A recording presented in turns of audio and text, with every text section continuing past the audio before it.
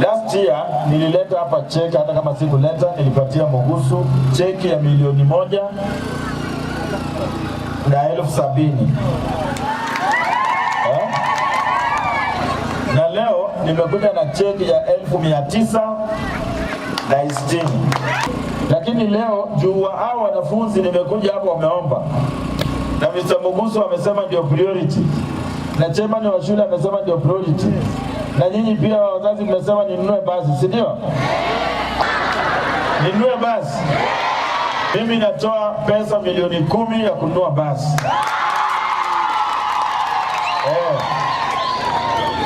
Na kwa sababu leo nimefika hapa na mmeahidi Mugusu, mimi natoa sasa official milioni 10 na nitaweka sasa niwanunulie Nyametaburo school bus.